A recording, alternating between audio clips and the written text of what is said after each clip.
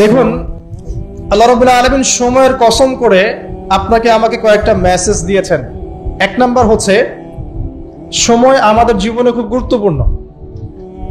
আমাদের জীবনের সবচাইতে গুরুত্বপূর্ণ বিষয়টার নাম হচ্ছে সময়, যে বিষয়ে বর্তমান জেনারেশনের খুব একটা মাথা ব্যথা কাজ করে না। কোনো ব্যক্তি যদি তার হায়াতে তার সময়ের মূল্য বুঝতে পারে প্রকৃত অর্থেই, সে কি কখনো ঘন্টার পর ঘন্টা রাস্তাঘাটে আড্ডা মারতে পারে, অনলাইনে সময় নষ্ট করতে পারে, চায়ের দোকানে আড্ডা পিটাতে পারে, বান্ধবীর পেছনে সময় ব্যয় করতে পারে, টিকটক নিয়ে ব্যস্ত থাকতে পারে? সময়ের মূল্য যে ব্যক্তি বোঝে সে কি কখনো এই কাজগুলো করতে পারে? আল্লাহ পাক সবার আগে এখানে আমাকে বলছেন ওয়াল আসরি, সময়ের কসম, অর্থাৎ সময় আপনার আমার জীবনে অত্যন্ত গুরুত্বপূর্ণ এবং এই সময়টা লিমিটেড। আল্লাহ পাক একটা লিমিটেড টাইম দিয়েছেন আমাদেরকে। এই টাইমটা বাড়বেও না কমবেও না, হয়তো বা বরকত হতে পারে বা বরকত কমে যেতে পারে। হায়াত যেটা আল্লাহ পাক দিয়েছেন এটা কিন্তু বাড়ে না কমে না, বরং এর মধ্যে হয় বরকত হয় অথবা বরকত কমে যায়। যখন মানুষ পাপে লিপ্ত থাকে, কন্টিনিউয়াসলি পাপ করতে থাকে, তার হায়াতের বরকত কমে যায়। আর যখন মানুষ কন্টিনিউয়াসলি নেক কাজ করতে থাকে, ভালো কাজ করতে থাকে, তার হায়াতের মধ্যে বরকত হয়। এবং বরকতময় সময়গুলো খুঁজে খুঁজে বের করে যদি কেউ আমল করতে পারে, যেমন শেষ রাত তাহাজ্জুদের সময় একটা বরকতময় সময়, ফজরের নামাজের পরের যে সুবহে সাদিকের যে সময়টুকু, ইশরাকের সময়, চাষ্টের সময়, এগুলো বরকতময় সময়। আসর থেকে মাগরিবের সময় বরকতময়, হজের সময়গুলোতে বরকত আছে, রমাদান মাস বরকতময় মাস, লাইলাতুল কদর এবং শেষ 10 রাত বরকতময়, জিলহজের প্রথম 10 দিন বরকতময়, আরাফা আশুরা বরকতময়। এগুলো খুঁজে খুঁজে বের করে যে ব্যক্তি আমল করতে পারে তার হায়াতে বরকত হবে ইনশাআল্লাহু আযজা ওয়া জাল্লা। এক কথা, আল্লাহ রাব্বুল আলামিন সময়ের কসম কেন করছেন? আপনাকে আমাকে এটা বোঝানোর জন্য যে সময় আমাদের জীবনে সবচেয়ে বেশি গুরুত্বপূর্ণ। যে সময়গুলো আমাদের জীবন থেকে চলে গেছে, আপনি আমি যদি 1000 রাকাত নামাজ পড়েও আল্লাহর কাছে কান্নাকাটি করি, সেটা কিন্তু আর ফিরে আসবে না। হয়তোবা আল্লাহ পাক আমাদের গুনাহগুলোকে মাফ করে দিয়ে বাকি জিন্দেগি আমাদেরকে আমল করার তৌফিক দিবেন ইনশাআল্লাহ তাআলা, কিন্তু যে সময়টুকু আমরা নষ্ট করেছি এটা কিন্তু আর ফিরে আসবে না। আজকে যদি এই একটা লেসন নিয়ে বাসায় যেতে পারি আমরা, যে আমরা আমাদের সময়টাকে মূল্যায়ন করব, আজকের এই মাহফিলটা সার্থক। আর আজকের মাহফিলে আমরা যদি অনেক কথাবার্তা বলি কিন্তু কোনো লেসন নিয়ে বাসায় ফিরে না যাই, তাহলে আজকের এই মাহফিলের কোনো সার্থকতা নাই।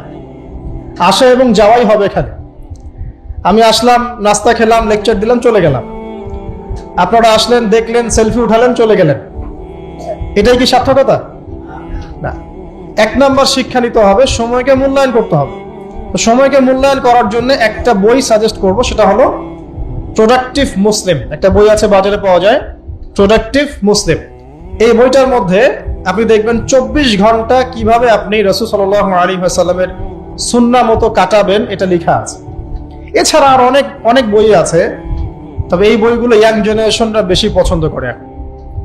প্রোডাক্টিভ মুসলিম মানে কি? মানে হচ্ছে 24 ঘন্টাকে সে এমন ভাবে ব্যালেন্স করবে যার মধ্যে তার পড়াশোনা, তার ইবাদত, তার তেলাওয়াত, তার জিকির আজগার, তার বাজার ঘাট, তার ব্যবসা বাণিজ্য, তার পরিবার, সবকিছু ব্যালেন্স করা যায়।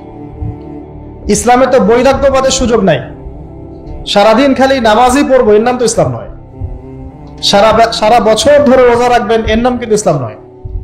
নবী সাল্লাল্লাহু আলাইহি ওয়াসাল্লাম নামাজও পড়তেন, রাতে ঘুমাতেন। তিনি পরিবারও ভরণ পোষণ দিয়েছেন, স্ত্রী সন্তান ছিল, আবার তিনি যুদ্ধ জিহাদও করেছেন। আবার নবী সাল্লাল্লাহু আলাইহি ওয়াসাল্লাম রোজাও রেখেছেন, কখনো ছেড়েও দিয়েছেন। মানে ইসলামে এই বৈচিত্র্য আছে। ইসলাম এই বৈচিত্র্যময় একটা রিলিজন, এটাই ইসলামের সৌন্দর্য। আমরা অনেক সময় মনে করি যে ইসলামের সবকিছু একরকম হতে হবে, সবাইকেই বুকের উপর হাত বাঁধতে হবে, অথবা সবাইকে নাভির নিচে হাত বাঁধতে হবে, অথবা সবাইকে নাভির উপরে হাত বাঁধতে হবে, তা সবাই রফুল এদেন করবে, আবার মনে করি কেউই করবে না। আসলে এই কনসেপ্টগুলো ঠিক নয়। ইসলাম বৈচিত্র্যময়, এখানে ভেরিয়েশন আছে, এখানে বৈচিত্র্য আছে, এবং এই বৈচিত্র্যটাই ইসলামের সৌন্দর্য। এটা বুঝতে আমাদের অনেক সময় লেগে যাচ্ছে। আল্লাহ পাক বোঝার তৌফিক দান করুন। চিন্তার মধ্যে মত পার্থক্য থাকবে। একটা হাদিস কোরআনের একটা সূরা একজন স্কলার একভাবে ব্যাখ্যা করছেন, আরেকজন কিন্তু আরেকভাবে ব্যাখ্যা করছেন। এখন ব্যাখ্যার মধ্যে মতপার্থক্য দেখা যাচ্ছে, কিন্তু কখনো কখনো দেখা যায় দুটো ব্যাখ্যাই ঠিক আছে। আল্লাহ পাক কাউকে এমন একটা ইলম দিয়েছেন যা অন্য কাউকে দেন নাই, আরেকজনকে আল্লাহ পাক এমন একটা বুঝ দিয়েছেন যেটা আবার অন্য কাউকে দেন নাই। কিন্তু কোরআনের একটা আয়াতকে কেন্দ্র করেই কিন্তু ব্যাখ্যাগুলো এসেছে। তো এই যে বৈচিত্র্য, এটা ইসলামের সৌন্দর্য, এটা ইসলামের মানে ব্যর্থতা নয়, কিন্তু এটা ইসলামের সৌন্দর্য। শুধু খেয়াল রাখতে হবে ওই ব্যাখ্যা, ওই বুঝ আমরা গ্রহণ করব যেই বুঝ এবং ব্যাখ্যা নবী সাল্লাল্লাহু আলাইহি ওয়াসাল্লাম এবং সাহাবায়ে কেরাম রাদিয়াল্লাহু আনহুম তাদের থেকে স্বীকৃত, এতটুকুই। তো যে বিষয়ে আসছিলাম ভাই, সময়টাকে মূল্যায়ন করি। প্রফেটিক লাইফস্টাইল এটা বলা যতটা সহজ, করাটা খুব কঠিন। রাতের ঘুমানো থেকে শুরু করে আবার রাতের ঘুম পর্যন্ত এই যে 24 ঘন্টার দিন রাত, এটাকে এমন ভাবে ঢেলে সাজাতে হবে যাতে এর মধ্যে আমার ইবাদত থাকে, নামাজ থাকে, জামাতে নামাজ থাকে, তিলাওয়াত থাকে, তালিম দেওয়া থাকে, দিন প্রচার থাকে, পরিবারকে সময় দেওয়া থাকে, বাজারঘাট করা থাকে, সন্তান প্রতিপালন থাকে, ব্যবসা বাণিজ্য থাকে, সবকিছুকে ব্যালেন্স করতে হবে।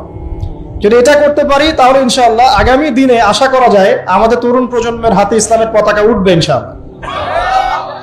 আর এখন যে লাইফস্টাইল আমরা পালন করছি আর কি, বাস্তবতায় আসেন, সেটা হচ্ছে এমন, ঘুমাচ্ছি রাত 2টা-3টায়, কারণ গার্লফ্রেন্ড তো ফোন দেয় রাত 12টার পরে, আর গার্লফ্রেন্ড ফোন দিলে তো 3-4 ঘন্টা কথা না বলে থাকা যায় না, তাই না ভাই? তার মানে ঠিক বলছেন, তার মানে এর সাথে অভ্যস্ত আছেন আপনারা। তো ঘুমাতে ঘুমাতে 3টা-4টা, উঠছেন মাশাআল্লাহ জোহরের আগে, তো ফজরটা পড়ছেন জোহরে গিয়ে, তারপরে যে আসর মাগরিব ঢিলা ঢালা ভাবে যাচ্ছে, সারাদিন গায়ে কোনো এনার্জি নাই, যেহেতু ঘুম ক্লিয়ার হচ্ছে না, শরীরে শক্তি নাই। এরপরে আবার ফেসবুকিং আছে, ইউটিউবিং আছে, বন্ধুদের সাথে আড্ডা আছে, একটু সময় পাইলে স্কুল কলেজে অথবা কফি শপে অথবা চায়ের দোকানে আড্ডা মারা, আবার রাত্রেবেলা ওই যে এলাকা ভিত্তিক কিছু জায়গা থাকে আড্ডা মারার, আপনার নদীর ধারে বা রাস্তার ধারে বা ব্রিজের উপরে দেখবেন গোল হয়ে যুব সমাজ বসে বসে লুডো খেলছে। গোল হয়ে যুবকরা বসে যে কিছু একটা করে, কি করে এটা বুঝতে আমার 1 মাস লাগছে। আমি অনেককে প্রশ্ন করছিলাম যে আসলে ওরা করে কি, যে গোল হয়ে যে বসে থাকে মাঝখানে একটা জিনিসের দিকে তাকায় আছে, কি করে আসলে। পরে একদিন নিজেই গিয়ে দেখলাম আসলে কি করে। ভাই কি করো? ও যে ভাই ইতস্তত বোধ করছে যে আপনি, আপনার ভিডিও আমরা ইউটিউবে শুনি, আপনি সেই ব্যক্তি না? যে হ্যাঁ আমি সেই ব্যক্তি। কি করো তোমরা? তো বলছে যে আমরা ভাই লুডো খেলছিলাম। তো ওখানে যে লুডো খেলে এটা আমরা বুঝতে পারি নাই আর। আমি অনেস্টলি বলছি যে টিকটক বলে যে কিছু একটা আছে, এটা আমি জানতাম না এতদিন। এটার নামে কোন অ্যাপস আছে এটা আমার জানাই ছিল না, শুধু ফেসবুক এবং ইউটিউবিং জানতাম। তো দেখেন আমরা সময়গুলো প্র্যাকটিক্যালি এইভাবে নষ্ট করছি আর কি। তো যদি প্রফেটিক লাইফস্টাইলে না আসতে পারি তাহলে আল্লাহ পাকের যে শপথ ওয়াল আসরি, সময়ের কসম, এখান থেকে কোনো শিক্ষা আমরা অর্জন করতে পারছি না। 2 নম্বরে যাওয়ার আগে আল্লাহর কাছে ওয়াদা করি যে আজকে থেকে ইনশাআল্লাহ তাআলা যতদিন আল্লাহ পাক বাঁচিয়ে রাখবেন, ইনশাআল্লাহ তাআলা দেশের প্রেক্ষাপট যেমনই হোক, বিশ্বের প্রেক্ষাপট যেমনই হোক, ঠিক আছে, দেশে মহামারী নেমে আসুক, দুর্ভিক্ষ নেমে আসুক, কি হয় হোক, 24 ঘন্টার প্রফেটিক লাইফস্টাইল আমি মেনে চলবো ইনশাআল্লাহ। স্পেশালি যুব সমাজকে এই নিয়াত করতেই হবে, আদারওয়াইজ আপনারা সামনে ভয়ঙ্কর বিপদ দেখতে পারবেন। এমন ভয়ঙ্কর সিচুয়েশন আসবে যেটা কল্পনাতেও নাই এই মানব জাতির। কি আসবে সেটা নিয়ে আমি আসলে আপনাদেরকে ভয় দেখাতে চাচ্ছি না, কিন্তু আগামী বিশ্বের ভবিষ্যৎটা ভালো না, আগামী বিশ্বের ভবিষ্যৎটা মোটেই ভালো না। তো সময় এখনই আছে, মানে এই সময়টাই সময় মনে করেন, ভবিষ্যতের চিন্তা বাদ দিয়ে এইটাকেই সময় মনে করেন। আল্লাহ পাক তৌফিক এনায়েত করুন, আমিন। 2 নম্বর মেসেজ হচ্ছে আল্লাহ পাকের, সময়ের কসম করে আল্লাহ পাক বোঝাতে চাচ্ছেন যে ইতিহাস এর দিকে আপনাকে চোখ দিতে হবে। পৃথিবীর সৃষ্টি থেকে নিয়ে কিয়ামত পর্যন্ত একটা বিষয় খুব কমন, সেটা কি? যুগে যুগে যারাই আল্লাহ রাব্বুল আলামিনের তাওহীদ এবং তার নবীর সুন্নতকে অবজ্ঞা করেছে, আল্লাহ পাক কাউকে এই পৃথিবীতে স্থান দেন নাই।